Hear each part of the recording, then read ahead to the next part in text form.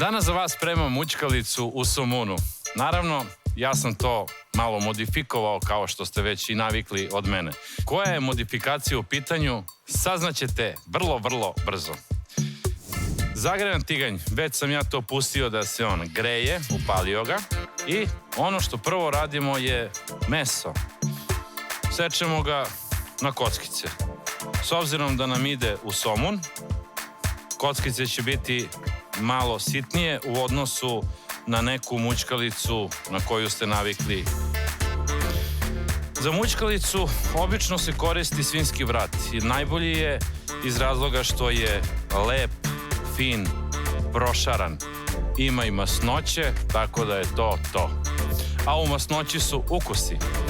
Inače, nešto samo da kaže, sad valjda mi neće Leskovčani zameriti. Kaže legenda kako je nastala leskovačka mućkalica. Nisu znali šta da rade sa roštiljom od juče. Pa se jedan dosetio, a Bogu hvala, dole uvek ima i paradajza i paprike, lepo je to sve upržio, unutra ubacio meso, odnosno roštilju od juče i dobio leskovačku mućkalicu. Primetili ste da meso ništa nisam ni solio, ni začinjavao, a sad ću vam reći i zbog čega.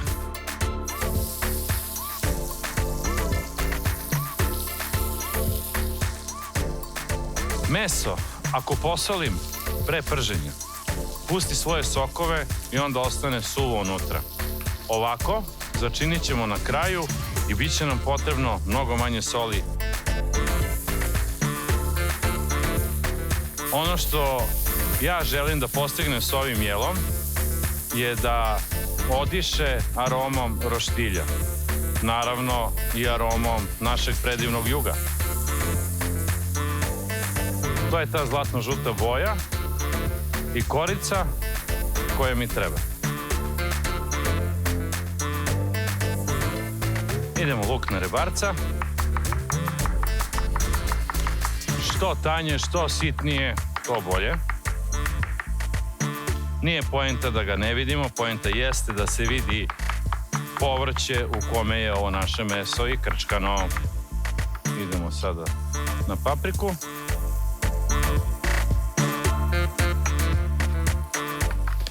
Inače, mućkalica će biti takođe mnogo ukusnija ako spremamo sa pečenim paprikama.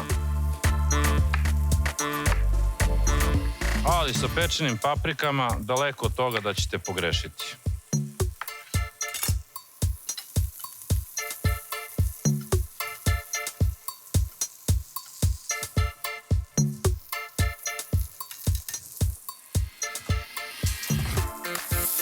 Da, to je to. I ja volim kad je vrat ovako reši. Poenta je da ostane u tiganju ulje, odnosno sokovi, ne mogu da kažem ulje, nego sokovi iz mesa. I isti tiganj koristimo za ostalo povrće. Mislim da i vi pored malih ekrana možete da pretpostavite samo koliko ovo dobro miriše. I idemo dalje. Naravno, tiganj je vruć, sokovi su tu i idemo sad dalje prženje.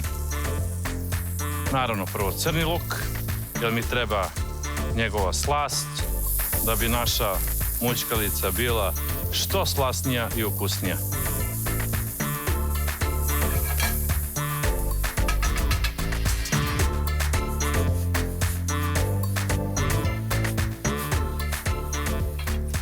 Luk kada posolimo, samo ćemo da mu ubrzamo proces dinstanja.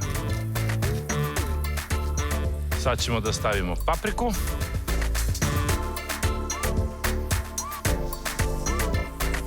Pa ćemo i to malo da promešamo.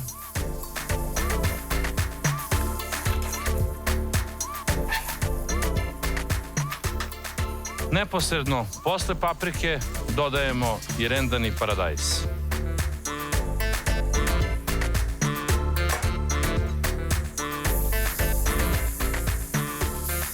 Ovo sada već liči na neki sataraš. To.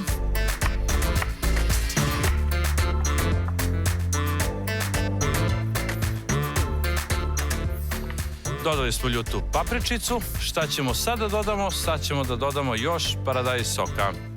Ovde otprilike ako je bilo 200 grama pulpe, znači to mi je bilo nekih 150 grama. Sad ćemo da dodamo još jedno decilitar. I to će biti sasvim dovoljno.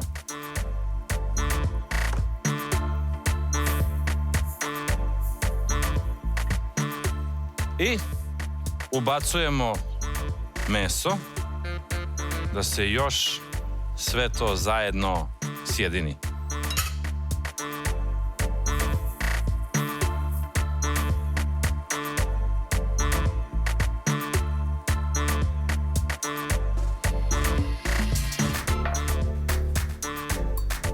Ide u rernu. Tu ćemo ovako da stavimo i 2-3 šnita slaninice kako bi ona pustila svoje sokove. Malo ćemo samo da sipamo i maslinovog ulja preko.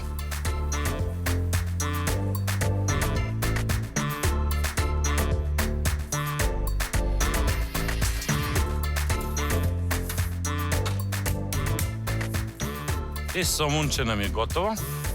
I slaninica.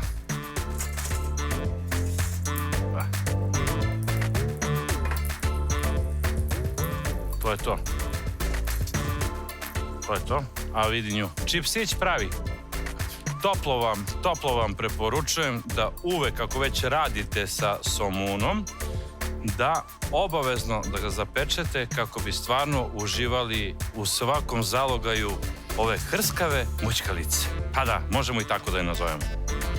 Imamo hrskavu slaninicu, imamo hrskavi somunčić. Sad ćemo preko ovog peršuna i belog luka. Pa ćemo malo da zabodemo po neku slaninicu kao jarbol. Jarbol, da. Ovo parče ćemo ovde.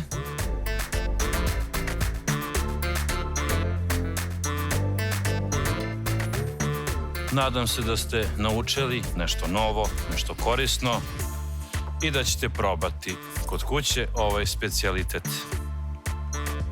Ako ništa, barem izgleda fenomenalno, a na ukusu garantujem još bolje. Ćao!